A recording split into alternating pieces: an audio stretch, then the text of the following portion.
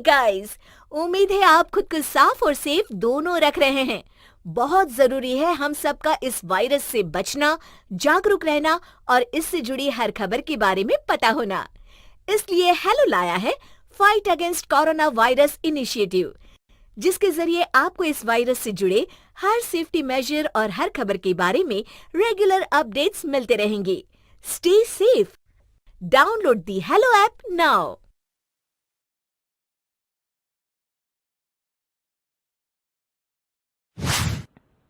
लक्ष्मी का अपने घर में पूरा दबदबा था। हिटलर की तरह वो सारा काम अपने पति और बेटे से करवाती। धीरे धीरे उसके पति की तबीयत खराब रहने लगी। सुनो जी, अब आप बुजुर्ग हो गए हो, काम में भी अब हाथ आपके फुर्ती से नहीं चलते। अरे भाग्यवान, भगवान से डर। तुझसे मैंने शादी अपने इकलौते बेटे के अच्छे पालन पोषण के लिए की थी, लेकिन तूने तो उसका बेड़ा गर्क कर दिया। मैंने क्या किया? पढ़ाया लिखाया, अब नौकरी नहीं लग रही तो मैं कैसे जिम्मेदार हो गई? अब घर में बैठकर रोटी तोड़ रहा था तो मैंने कहा काम ही कर ले। एक तो भला करो और ऊपर से बातें सुनो। तभी सारंग वहां आ जाता है। बहुत भूख लगी है माँ, कुछ खाने को दे दो। अब तुम्हारे पापा का हाथ तो चल नहीं रहा है। मैं ही जा रही हूँ आज किचन में, बनाती हूँ कुछ। हे भगवान, कैसे होगा इतना काम मुझसे? लक्ष्मी किचन में काम कर रही होती है कि तभी अचानक उसे आइडिया आता है। अरे मैं भी ना, अरे यहाँ तो फ्री की नौकरानी ला सकती हूँ मैं, फिर मैं क्यों खाना बना रही हूँ? उस दिन लक्ष्मी सारंग की पसंद का खाना बनाती है और बैठकर उसे बड़े ही प्यार से खिलाती है। खा ले बेटा, खा ले, पेट भर के खा ले। अरे रुक, मैं तेरे लिए ना गर्मा गर्म रोटियां लाती हूँ। सारंग और उसके पिता एक दूसरे की ओर बड़े ही हैरानी से देखते हैं। बेटा सारंग, जरूर दाल में कुछ काला है, वरना ये औरत तो हमें बासी खाना भी सुकून से ना खाने दे। सुनील की बात लक्ष्मी सुन लेती है और जोर जोर से चिल्लाने लगती है।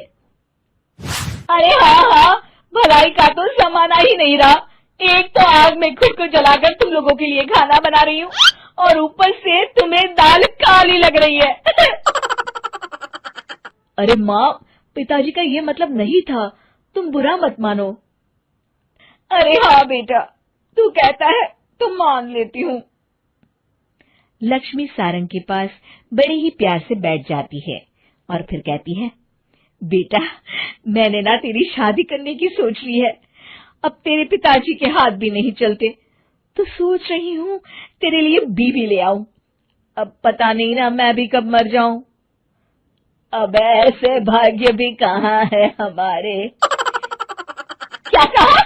अरे हाँ, तुम तो चाहते ही हो कि मैं मर जाऊं, लेकिन मैं अपनी प्यारी बहू का चेहरा देखे बिना नहीं मरूंगी। हाँ माँ, शादी तो मैं कर लूं, लेकिन मैं नौकरी नहीं करता, फिर कोई क्यों देगा मुझे अपनी बेटी? अरे क्यों नहीं देगा बेटी? इतना बड़ा घर, खेल खलियान है, किस चीज की कमी है हमारे पास? जो आएगी राज करेगी, राज।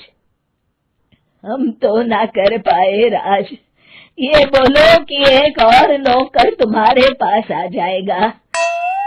मैं कहती हूँ चुप हो जाओ। अरे खुद के घर का खाना बनाएगी तो क्या नौकरानी हो जाएगी? अब तुमसे तो किचन का काम होता नहीं, तो कोई तो करेगा ना। ठीक है माँ, तुम जैसा सही समझो बस। अब मेरी एक शर्त है, लड़की जो भी हो वो दिखने में कैसी भी हो या कहीं की भी हो, बस पढ़ी लिखी होनी चाहिए। अरे हाँ, ला देंगे पढ़ी लिखी बेटा, मैंने कौन सा काम करवाना है उससे। हाँ। और फिर एक दिन पास के गांव की ही रति से सारंग की शादी हो जाती है। रति दिखने में बहुत ही सुंदर थी, साथ ही साथ काफी पढ़ी लिखी थी। रति को लक्ष्मी के सौतेले होने की बात पता नहीं थी। शुरू शुरू में जब रति ने सारंग को घर का काम करते देखा तो हैरान रह गई। अरे, ये तो अच्छी बात है कि आप घर का काम करते हैं, लेकिन मैं तो घर में ही हूं ना, आप क्यों कर रहे हैं जी? जाइए, आप नौकरी के लिए अप्लाई कीजिए ना। तभी लक्ष्मी वहां आ जाती है। अरे रति बहू, करने दे उसे काम। और हाँ, मेरे घर के कुछ नियम है, कायदे हैं, यहाँ बीच में ना ही बोलो तो तुम्हारे लिए अच्छा होगा। रति को लक्ष्मी की बात कुछ अजीब सी लगती है। वो समझ नहीं पाती है कि वो ऐसा व्यवहार क्यों कर रही है, लेकिन उसे लक्ष्मी के सौतेले होने के बारे में कुछ पता नहीं चलता है। फिर एक दिन तो हद ही हो जाती है।